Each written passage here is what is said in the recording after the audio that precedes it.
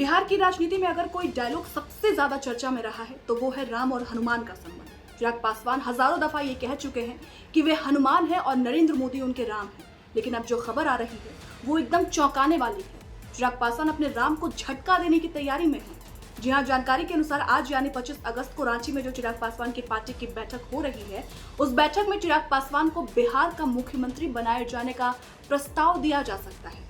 झारखंड में चिराग पासवान की पार्टी का कोई जनाधार नहीं है, जैसा कि आप जानते हैं। वहां से कभी उनकी पार्टी का कोई विधायक तक नहीं चुना गया है, लेकिन चिराग की असली रणनीति कुछ और ही है। सूत्र इस बैठक के पीछे की पूरी कहानी बता रहे हैं। जानकारी के अनुसार चिराग की पार्टी एलजेपीआर मौके का फायदा उठाना चाहती है। बीजेपी को लोकसभा चुनाव में अकेले बहुमत नहीं मिला है, लिहाजा नरेंद्र मोदी दबाव में है। चिराग इस मौके को भुनाना चाहते हैं।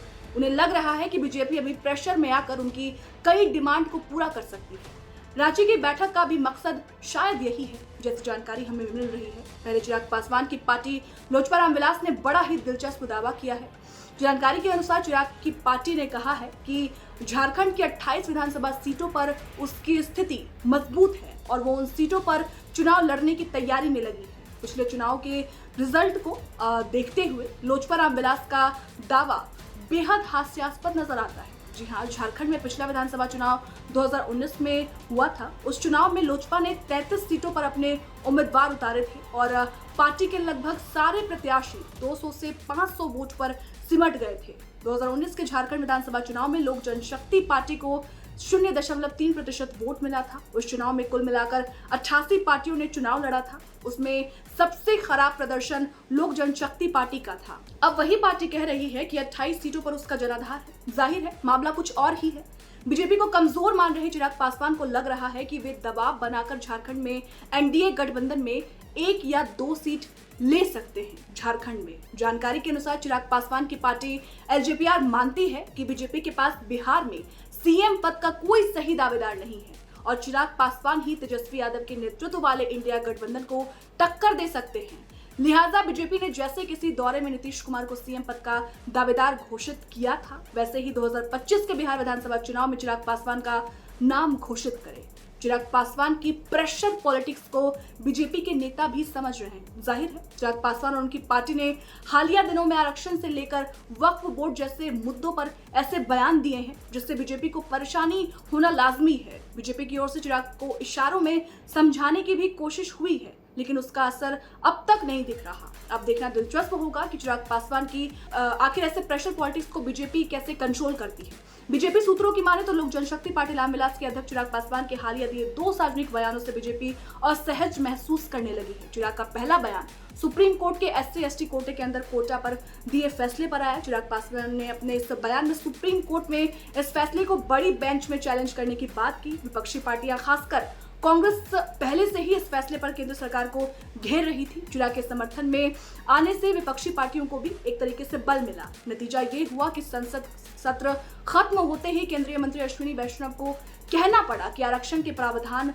पूर्व की तरह ही देश में मिलते रहेंगे। चिराग पासवान का दूसरा बयान हाल ही में आया। चिराग के इस बयान से भी बीजेपी असहज महसूस करने लगी। केंद्र सरकार के मंत्रालयों में लेटरल एंट्री के द्वारा की जा रही नियुक्तियों के विरोध में चिराग पासवान ने बयान दिया था। आपको याद होगा, पासवान ने कहा था कि इस फैसले से SC/ST और OBC समाज को आरक्षण से वंचित किया गया है। चिराग का ये बयान भी एनडीए के किसी भी घटक दल के नेता के बयान से पहले आया था। कांग्रेस हो, SP हो, कांग्रेस हो, सपा हो, BSP हो, तमाम पार्टियां इस फैसले का विरोध पहले से कर रही थी। चिराग के समर्थन से सरकार एक बार फिर से असहज महसूस करने लगी। आखिरकार नतीजा ये हुआ कि केंद्र सरकार ने इस फैसले को भी वापस ले लिया।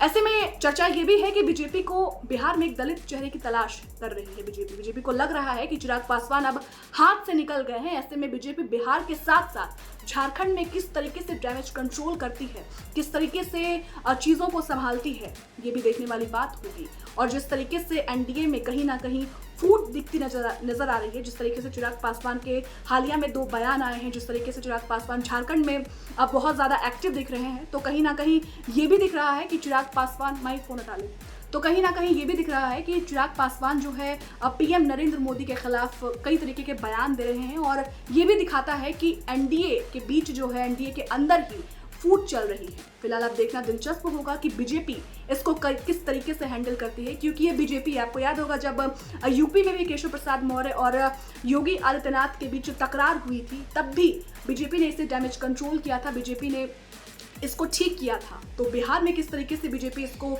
ठीक करती है, ये भी देखने वाली बात होगी। फिलहाल इस पूरी रिपोर्ट पर आपकी क्या राय है, हमें कमेंट सेक्शन में जरूर बताइएगा और साथ ही साथ हमारे चैनल को लाइक करें, सब्सक्राइब करें और खूब सारा प्यार दें। शुक्रिया।